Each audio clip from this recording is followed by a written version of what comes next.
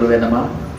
ಬ್ರಹ್ಮ ವಿಷ್ಣು ಮಹೇಶ್ವರ ಸ್ವರೂಪಿಗಳಂತ ಗುರುಗಳನ್ನ ಮನದಲ್ಲಿಟ್ಟುಕೊಂಡು ನಡೆದಾಡುವ ದೇವರು ಪರಮ ಪೂಜ್ಯ ಶ್ರೀ ಸಿದ್ದೇಶ್ವರ ಅಪ್ಪಾಜಿಯವರ ಒಂದು ಸನ್ನಿಧಿಯಲ್ಲಿ, ಯಾಕಂದ್ರೆ ನಾವು ಯಾವಾಗಲೂ ಆನಂದ್ ಸರ್ ನಾವು ಬಹಳ ಹೊಗಳಿದ್ರು, ಅದನ್ನು ನೋಡಕ್ ಸಿಂಪಲ್ ಇದ್ರು ಕೂಡ ಪೂಜ್ಯ ಅಪ್ಪಾಜಿಯವರ ಒಂದು ಮಾರ್ಗದರ್ಶನದಲ್ಲಿ, ಯಾಕಂದ್ರೆ ಅಂತ ಒಂದು ಅಪ್ಪಾಜಿಯರನ್ನು ನೋಡುವಂತ ಸೌಭಾಗ್ಯ ನಮ್ಮದು ಆನಂದ್ ಗುರುಗಳಾಯ್ತು. ಯಾವಾಗಲೂ ನಾವು ಪ್ರವಚನ ಕೇಳಕ್ ಅಲ್ಲೇ ಹೋಗ್ತಿದ್ದು, ಮನೆ ಮೊದಲು ಅಲ್ಲೇ ಇತ್ತು. ಅಂತವರ ಒಂದು ಹೆಸರಿಟ್ಕೊಂಡು ಸಿದ್ದೇಶ್ವರ ಕೋಚಿಂಗ್ ಕ್ಲಾಸಸ್ ಅನ್ನುವಂತ ಈ ಒಂದು ಅಪ್ಪಾಜಿಯವರ ಸನ್ನಿಧಿಯಲ್ಲಿ ನಮ್ಮ ಕಮ್ಮಾರ ಸಮಾಜದ ಕಾಯಕವಾಗಿ ಮಹಾಶರಣರ ಕುಮಾರ ಕಲ್ಲಯ್ಯ ಅವರ ಒಂದು ಜಯಂತ್ಯೋತ್ಸವವನ್ನು ಮಾಡುವಂತಹ ಸೌಭಾಗ್ಯ ನಮ್ಮ ಮುದ್ದು ಮಕ್ಕಳದ್ದು ನಮ್ಮದು.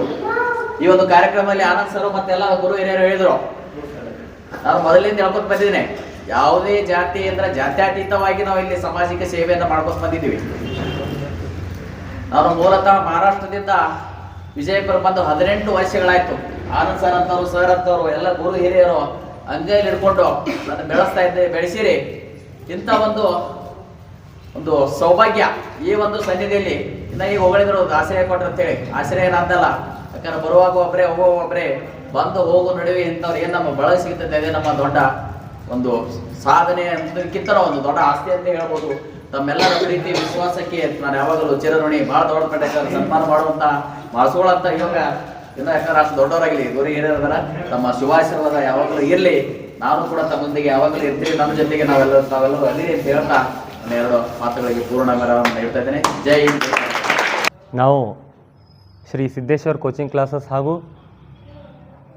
ಕಮ್ಮಾರ್ ಸಮಾಜ ವಿಜಯಪುರ ವತಿಯಿಂದ ಇವರ ಸಹಯೋಗದಲ್ಲಿ ಇವತ್ತು ನಾವು ಈ ಮಹಾಶರಣ ಶ್ರೀ ಕಮ್ಮಾರ್ ಕಲ್ಲಯ್ಯ ಜಯಂತಿಯನ್ನು ಅರ್ಥಪೂರ್ಣವಾಗಿ ವಿದ್ಯಾರ್ಥಿಗಳ ಜೊತೆಯಲ್ಲಿ ಆಚರಣೆಯನ್ನು ಮಾಡ್ತಾ ಇದ್ದೀವಿ. ಏಕೆಂದರೆ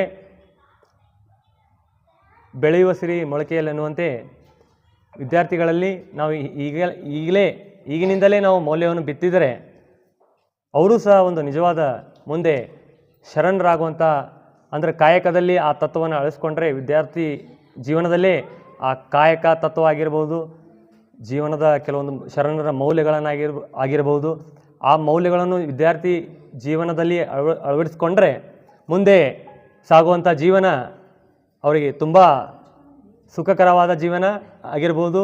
ಇವತ್ತು ವಿಜಯಪುರ ಜಿಲ್ಲಾದ ವತಿಯಿಂದ ಎಲ್ಲ ನಗರದ ಕಮ್ಮಾರ್ ಸಮಾಜದ ವತಿಯಿಂದ ಆಗಿರ್ಬೋದು ಹಾಗೂ ನಮ್ಮ ಸಿದ್ದೇಶ್ವರ ಕೋಚಿಂಗ್ ಕ್ಲಾಸಿನ ಸಹಯೋಗದಲ್ಲಿ ಈ ಒಂದು ಕಾರ್ಯಕ್ರಮ ಅರ್ಥಪೂರ್ಣವಾಗಿ ನಡೆದಿದೆ.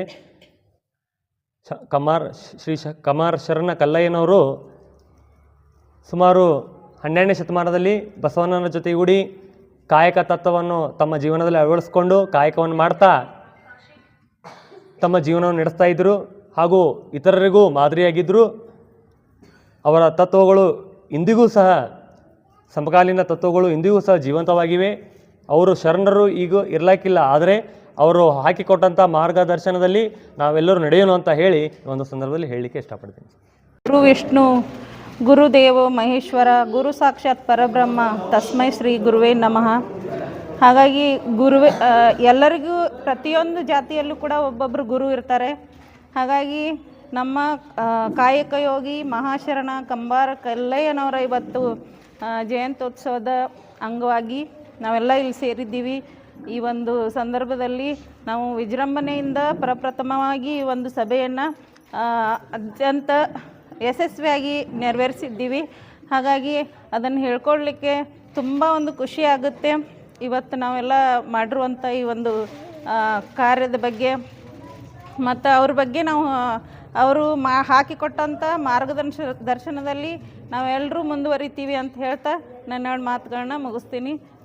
ಧನ್ಯವಾದಗಳು. ಸಮಾಜಕ್ಕೆ ಜೈ.